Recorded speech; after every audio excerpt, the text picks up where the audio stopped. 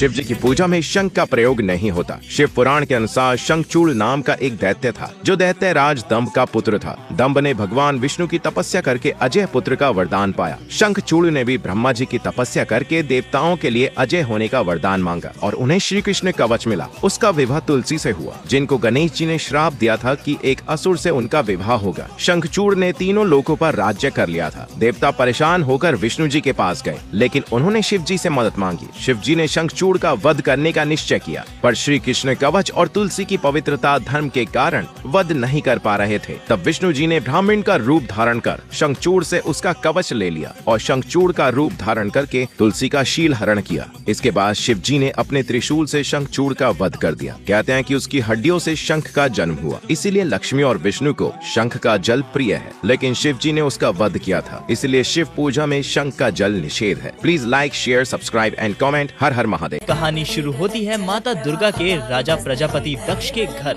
सती के रूप में जन्म लेने से। अब हुआ यूं कि एक बड़े यज्ञ में राजा दक्ष की एंट्री के दौरान सारे लोग खड़े हो गए, परंतु शिव जी खड़े नहीं हुए, जो उनके दामाद भी थे। अब अपमान का बदला लेने के लिए राजा दक्ष ने खुद यज्ञ का आयोजन किया, पर शिव जी को इनवाइट ही नहीं किया। ये तो नारद जी से देवी सती को पता लगा कि उनके पिता यज्ञ कर रहे हैं। शिव जी के मना करने पर भी देवी सती यज्ञ में शामिल होने चली गई। वहाँ दक्ष ने शिव जी का बहुत अपमान किया, जिसे देवी बर्दाश्त न कर सकी और यज्ञ कुंड में खुद को समाप्त कर लिया। जब ये बात शिव जी को पता चली तो उन्हें बहुत क्रोध आया और उन्होंने यज्ञ में सती के मृत शरीर को निकालकर अपने कंधे पर रखा और विकराल रूप लेते हुए तांडव शुरू कर दिया। उनके क्रोध को शांत करने के लिए विष्णु जी ने अपने सुदर्शन चक्र से देवी का शरीर कई टुकड़ों में बांट दिया। वो टुकड़े जिन स्थानों पर गिरे उन स्थानों को शक्ति पीठ के नाम से जाना जाता है।